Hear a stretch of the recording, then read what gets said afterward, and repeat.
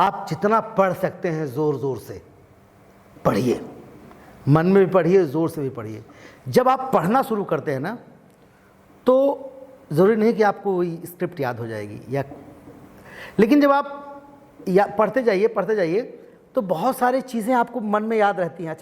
अच्छा ये कांड हुआ था, इस उपन्यास में जब हम पढ़ रहे थे तो ऐसा वन लाइन पूछे तो कोई भी बता देंगे आप। अगर आप कोई उपन्यास ख़त्म करते हैं और मैंने पूछा क्या पढ़ा आपने, तो आपने कहा ये पढ़ा मैंने, तो मैं क्या था, तो आप एक कहानी तो बता ही देंगे कि उसमें ये था ऐसा ना बताएंगे ना। इतना तो सिनेमा देख के आते हैं तो वन लाइन तो याद रहता है ना कि भाई एक हीरो था, हीरोइन थी, ऐसा था वैसा था, उसकी बहन थी, फलाना ढमकाना। तो जब आप इसको पढ़ना शुरू करेंगे, स्पीच एक स्क्रिप्ट को 10 बार 15 बार, मेमोरी जगती है, इसको भी जगाना पड़ता है। किसी चीज़ को जब बार बार करते हैं ना, तो जो सुषुप्त अवस्था में है वो जागृत होती है। इसलिए पढ़ना चाहिए। ये पढ़ने की प्रक्रिया को जो बार बार बोला जाता है, इसीलिए बोला जाता है। और एक बार जब आपको याद हो जाता है ना, अब सोचिए हमने कब का याद किया हुआ है अपने सारे मोनोलॉग, 30-30 पेज, 60-60 पेज। आज 15-15, 20-20 साल में कॉमा, डॉट, पॉज तक सब याद है। तो आप जब उसको पढ़ेंगे ना भैया, जितना आप पढ़ेंगे उतना आपको याद होगा, 100% याद होगा। आपकी मेमोरी जो है ना, आपका याददाश्त की क्षमता है वो बढ़ती चली जाएगी। लेकिन आप पढ़िए, आप लोग किताब घर पे जाके सोइए ही मत बिना पढ़े। 5 पेज, 7 पेज, 10 पेज तो पढ़िए ही, बिना पढ़े मत सोइए। आप देखिए आपकी मेमोरी कैसे जगती है। कुछ लोग बोलते हैं ना मुझे याद नहीं होता।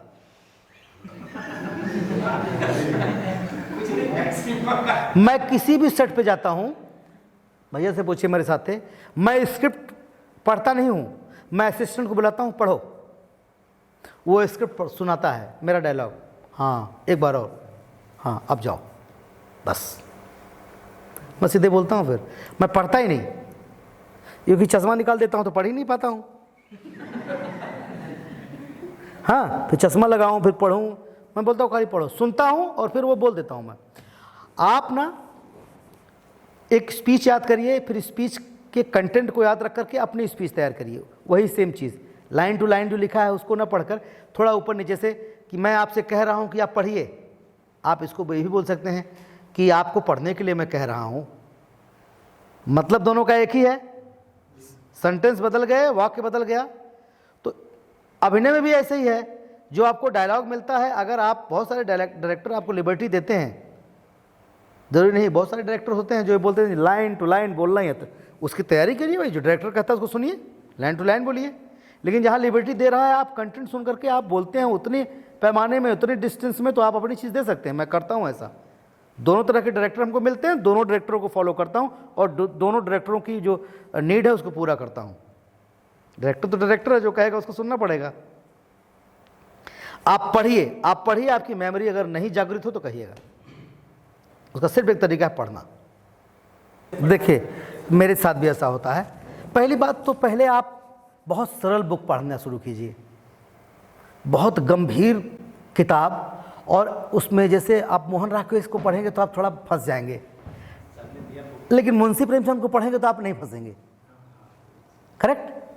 क्योंकि हर राइटर की अपने लिखने की विधा है। आप अभी चेतन भगत को लिखिए, आपको बड़ा मजा आएगा। हाँ हाँ, आपको सब समझ में आ जाएगा। फिर आप जब आपकी पढ़ने की आदत पड़ जाएगी ना, पढ़ने की आदत पड़ जाएगी, पढ़ते, तब फिर आप इंटरेस्ट लेने लगेंगे। वो इसलिए आपको समझ में नहीं आ रहा कि आपके सोच और आपकी समझ से थोड़ा ऊपर की चीज़ है, आप उसमें डूबे नहीं हो। स्वाद होता है ना हर चीज़ का। जैसे आपको नॉनवेज नहीं पसंद है और मैं आपको बोलता रहूं सर क्या लजीज खाना है, इस बार खा के देखिए, आप बोल रहे हो अरे भाई खाता नहीं मैं, तो आप ना जब चीज उसका टेस्ट लेंगे, उसका स्वाद लेंगे ना, जब पढ़ना शुरू करेंगे तो आपको हर तरह की किताबें अच्छी लगने लगेंगी। अब गीता आपको नहीं मज़ा आएगा, आप इसलिए रुक जाते हो क्योंकि आपको मज़ा नहीं आ रहा है। अब मैं रजनीश को कभी कभी पढ़ता हूँ तो फंस जाता हूँ, फिर दोबारा पढ़ता हूँ, फिर 3 बार पढ़ता हूँ। उनकी चीज़ें हमको बहुत मज़ा आती हैं कि जगना कहाँ है। आप कभी जब पढ़ना शुरू करेंगे ना तो फिर आपको धीरे धीरे सब राइटर अच्छे लगने लगेंगे। ऐसे ही है, अपने मंटो साहब भी हैं, उनकी भी रचनाएं ऐसी हैं। तो जहाँ आप फंसते हैं उसको 4 बार पढ़िए, 5 बार पढ़िए। वो मैंने सर खत्म कर दिया कल ही। हाँ, रिपीट करिए उसको। रिपीट करिए, 3 बार पढ़िए, 4 बार पढ़िए, फिर देखिए आपको समझ में आएगा। इसीलिए मैं कह रहा हूं कि जितनी बार पढ़ेंगे, देखिए डायलॉग का एक पेज मिलता है आपको, पहली बार पढ़ते हैं याद नहीं होता, दूसरी बार पढ़ते हैं नहीं याद होता, 3 बार, जब 4 बार पढ़ते हैं, 5वीं बार पढ़ते हैं, फिर इसके बाद एक पैराग्राफ याद करते हैं। पहले 4 लाइन याद कर लिया, तब फिर इसके बाद फिर 4 लाइन याद किया, फिर 8 लाइन एक बार पढ़ा, फिर 4 लाइन याद किया, फिर 12 लाइन एक बार पढ़ा, ऐसे करते हैं ना। फिर इसके बाद पूरा एक साथ पढ़ते हैं, ये प्रक्रिया है। तो जितना आप पढ़ेंगे उतना फिर धीरे धीरे धीरे धीरे आपकी आदत पड़ जाएगी। कभी कभी हम पढ़ते तो रहते हैं, हमारे दिमाग में कुछ और भी चीज़ें चलती रहती हैं। एट ए टाइम हम पढ़ाई भी कर रहे हैं, हमारे दिमाग में हमारा फुल कंसंट्रेशन नहीं है वहाँ, ये भी इसकी वजह होती है। लेकिन इसका एक ही तरीका है कि आप खूब पढ़िए, रिपीट करिए, फिर से रिपीट करिए। आपकी 100% मैंने अपनी मेमोरी को इसी तरह से स्ट्रॉन्ग किया है, पढ़ के ज़बरदस्ती पढ़ना। फिर धीरे धीरे आपका इंटरेस्ट जगने लगता है। आपका जो अवचेतन है ना, देखिए चेतन और अवचेतन, अवचेतन वही करता है जो चेतन बोल रहा है। किसी भी चीज़ से आपको एक बार में प्यार नहीं हो जाता, किसी जगह से पहुंचते एक ही दिन में आपसे उसकी मोहब्बत नहीं हो जाती।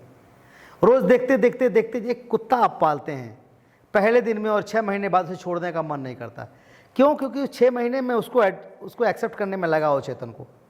अवचेतन जब एक्सेप्ट कर लेगा ना कि ये पढ़ना है, मैं पढ़ूंगा, मैं पढ़ रहा हूँ, फिर देखिए वही चीज़ें चलने लगती हैं। सब चेतन अवचेतन का गेम है भाई साहब। इसलिए जितनी बार आप, इसीलिए लोग कहते हैं ना बी पॉजिटिव, अच्छा सोचो, राम राम राम राम राम कहते कहते, मरा कहते कहते, समझ गए ना। आप कहते जाइए, आप पढ़ते जाइए, नहीं समझ में आ रहा तब भी पढ़ते जाइए, आपका इंटरेस्ट जगने लगेगा, क्योंकि अवचेतन उसको एक्सेप्ट कर लेगा। इसलिए लोग कहते हैं ना कि खूब पढ़ो। क्यों कहते हैं? दिन में एक प्रचार, एक एडवर्टीजमेंट, आपने अपनी किसी कंपनी का, नाइकी का है जो आपने टी शर्ट पहना है, इस टी शर्ट का प्रचार आपने टेलीविज़न पे दिया एक बार सुबह और 500 बार दिया, दिन में 500 बार आए और एक बार आए, तो पब्लिक को क्या याद रहेगा, 500 वाला कि एक वाला?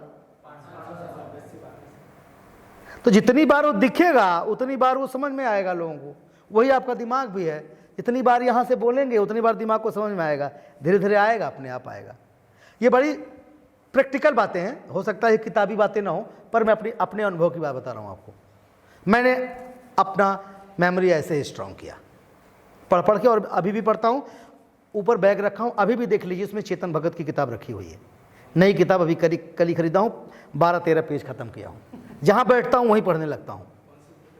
चेतन भगत की बुक है 3 मिस्टेक्स इन माई लाइफ।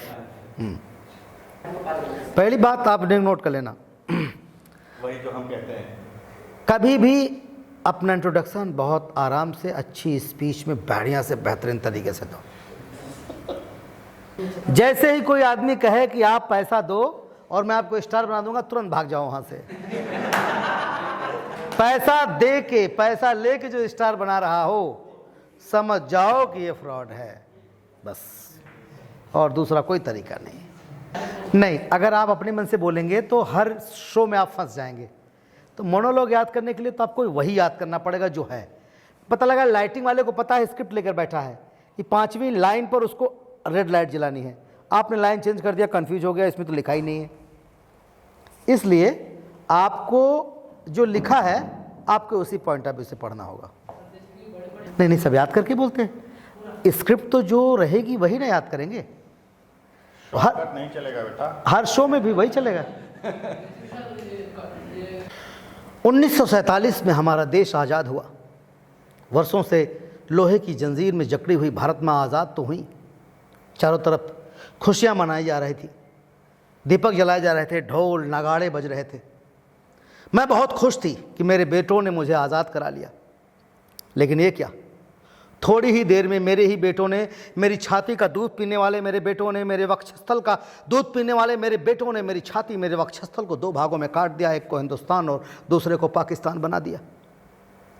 तब से लेकर आज तक सरहद के किनारे पर बैठकर अपने दोनों पुत्रों को लड़ते झगड़ते देखती हूँ और आंसू बहाती हूँ। भारत माँ की सभ्यता और संस्कृति पूरे विश्व की सभ्यता और संस्कृति की जननी है। क्या चीन को चीन माता कहा जाता है, अमेरिका को अमेरिका बाप? अगर किसी देश को माँ कहा जाता है तो हिंदुस्तान जिसे भारत माँ कहा जाता है। हम पूरे विश्व में इसलिए नहीं जाने जाते कि हम तोप बनाते हैं, हम बम बनाते हैं। हम इसलिए जाने जाते हैं कि हमारे देश की सभ्यता और संस्कृति पूरे विश्व की सभ्यता और संस्कृति की जननी है। हमारे देश की औरतों का आभूषण सोना चांदी नहीं बल्कि लज्जा है।